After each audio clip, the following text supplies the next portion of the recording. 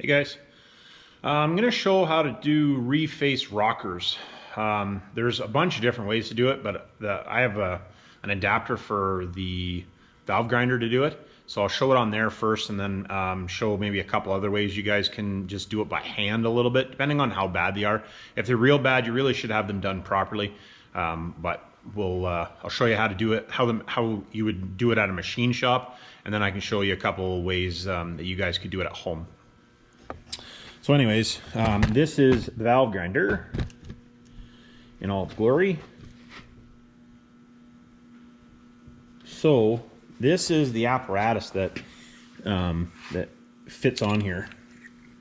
Literally just pulls off.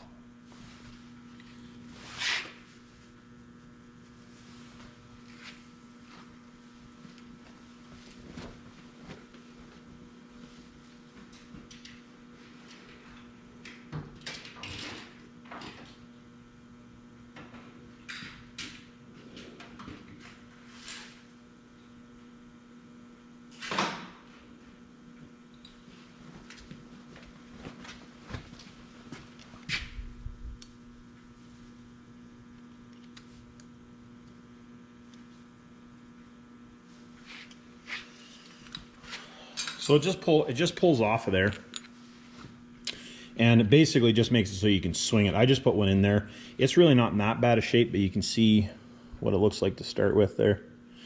And most of the time they're not going to be in super bad shape. 12 valves aren't really bad for wearing them, but this is how you do it on for the machine.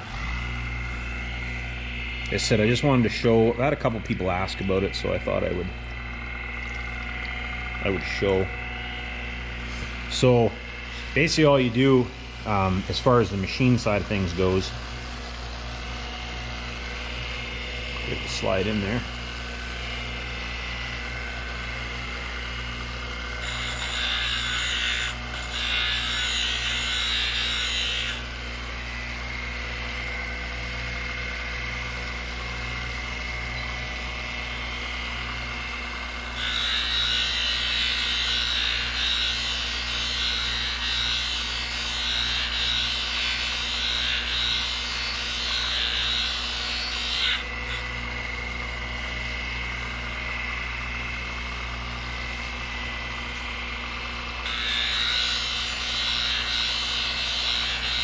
And these are really relatively hard plates, so it's not super easy to get material to come off, which is nice. I guess that's the reason that they don't wear real bad. But so you can see that I basically went from that. I'm gonna probably do a little bit more on that one, but they're gonna go from that to that, from that to that.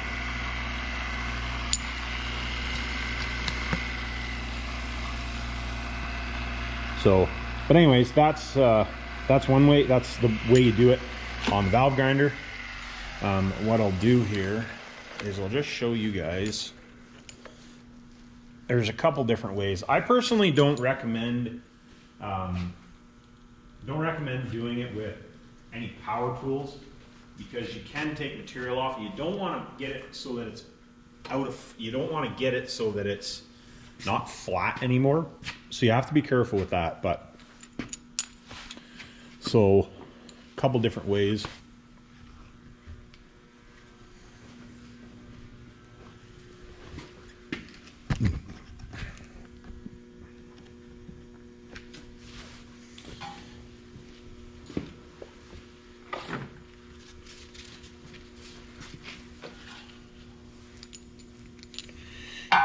So first off, if you take some Scotch-Brite and just rub it on the Scotch-Brite and just see, because lots of times it's literally that it's just taken the almost like a coating off the top of it, and it actually isn't a lot of wear. If there's a lot of wear, you got to take a bunch of material off to get it.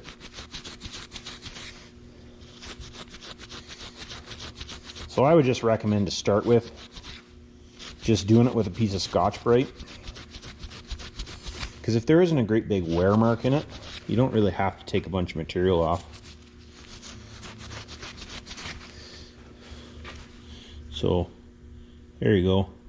that shows you. I know the light's not the greatest standing right here, but almost. There's a little tiny flat spot there. And if you want, just take a piece of emery cloth and literally just take your finger like this on the emery cloth and kind of cup over top of it, because you don't really want to remove a lot of material from this. Otherwise, if you have to remove a lot of material, I would recommend to get them it done in a machine shop. Yeah, so that looks pretty good. So no flat spot in it now. Just take your Scotch-Brite there again.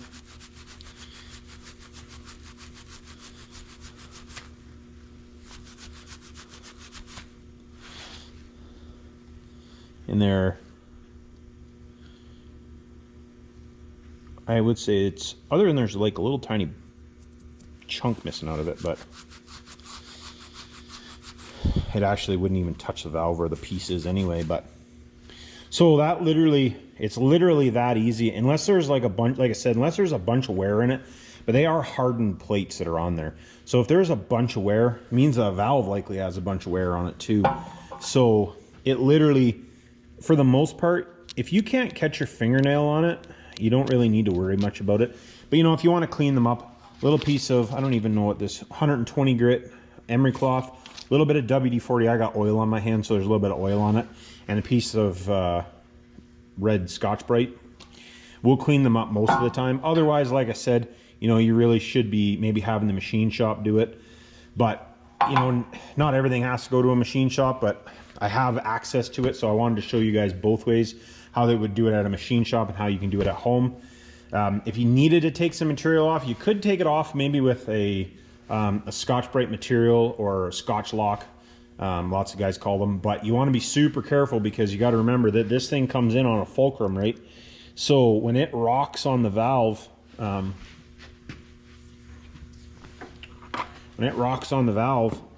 it doesn't stay stationary. It actually moves back and forth like that.